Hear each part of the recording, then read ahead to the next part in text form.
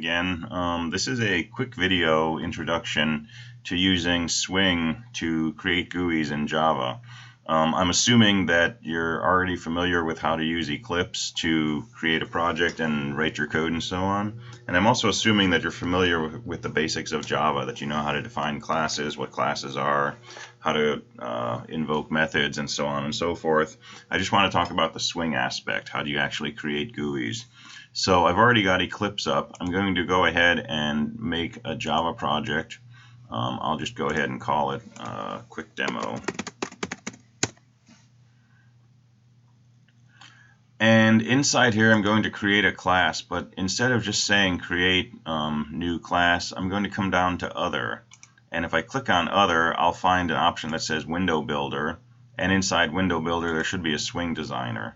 Under there I'm going to say JFrame. If you don't have these options in Eclipse, you need to install them. You can do that from the Install New Software option in Eclipse itself. A JFrame is basically a top-level window that will hold buttons and other components that I want in my GUI. So I'm going to say, let's create a JFrame. I'll say next, I'll give it a name. I'll just call it main and say finish. And this will create a whole bunch of code for me, most of which I'm not going to mess with directly. But it basically defines my main class. It's called main. And it's also got a main program inside, public static void as usual. It's doing some threaded stuff. We don't have to worry about that. What you really want to do is come down here and click on this Design tab. And that will give you a drag and drop interface to design your GUI. So here's what our window is going to look like. And we have various objects that we can put in there, buttons and text fields and labels and so on and so forth. Before we do any of that, we need to define a layout manager. Layout managers are basically things that sit underneath your window that control where objects are located, so that when you resize your window, your buttons don't just stay where they are, but they move and they stay in the same relative locations to each other. We're not going to mess with that. We're going to say I want an absolute layout. So come over here to Layouts, left-click once on Absolute Layout, come here and left-click in your window, and now wherever I place a component, that's where it's going to stay. So I can take a button, I'm just going to click once on this, and I can come over here, and I can either click to place it, or I can click and drag to resize it. And I've got a button. I can type some text into it right now, so I'll just put some text here that says hello. And that's it. I've got a GUI now. So if I run my main class, there's my window, and it's got a clickable button that says hello. Of course, it doesn't actually do anything when I click on it because I haven't told it what to do. Easiest way to control buttons is simply to double-click on them in this design window.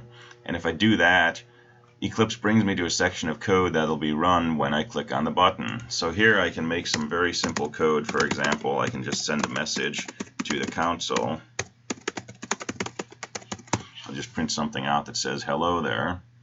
And now if I run my window again, down here in the console I should get a message whenever I click on this button. It says hello there. So we can go back to the design window and we can add more objects. So for example, I can add a text field over here. And maybe I want to put a label in. So let's click on label and drop a label right there. This is a label. And I can resize things, of course. And all of these objects that I place in this window, they have properties that I can control over here. For example, this is a label. This is the properties associated with it. And I can control the alignment. For example, my horizontal alignment I can set to center. And now my label is centered in there. I can change text color, I can change the text, and so on and so forth. I can also change the name of these components. So my button is called button hello. I don't like that. I'm just going to call it test button. And my text field is called text field. That's fine.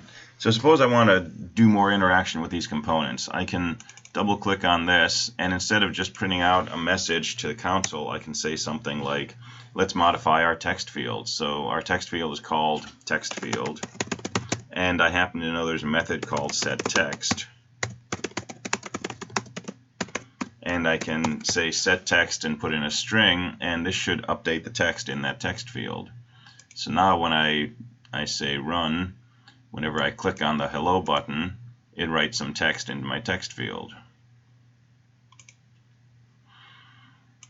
For buttons, you can get to your code by just double clicking, but for other objects such as a text field, you can right click and come down here to add event handler, and these are all the different types of events that I can respond to. So for example, suppose I want to respond to typing in my text window. I can go on key and I can say key released. And this will take me to a section of code that's called whenever I release a key inside that text field. So I'm going to do something simple here. I'm going to go to my button, which was called test button, and I'm going to say set text, and I'm going to set the text on the button to whatever I typed in my text field. So I'm going to say text field.getText. Take whatever that returns, use that to set the text on the button. And now I've got a little more interaction here. I can click on my hello and put things in my text field, but I can also type in my text field, this is fun, and whatever I type in the text field becomes the text on the button. And if I click on the button, it still updates the text in the field, and it tells me hello there in my console. So you get the basic idea, right? This is just a way to create components in a GUI and write code that responds to certain actions on those components. So a few notes. One, sometimes when you switch to your design window, you get all kinds of errors over here. There's a reparse option. Just keep going on reparse. Keep clicking it. Sometimes it takes 7 or 8 times. Eventually, you'll get back to this window. It's a glitch somewhere in Eclipse or Swing. I'm not sure where. But if you get errors, just keep saying reparse. Eventually, you'll come back. Inside your code, if you're not sure what you want to do, for example, you want to try to set your text, but you don't know the word set text, remember there's context help available. If I say .set, and I'm not sure what I should type after that, hit Control Space, wait a few seconds, and you'll see everything that you can legally type that begins with the word set.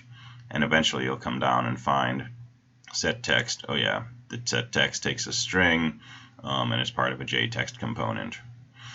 The other thing is, if you need more help, of course, you can go to Google. And best place for that, for example, if I want to work around with my text field, it's a JText field.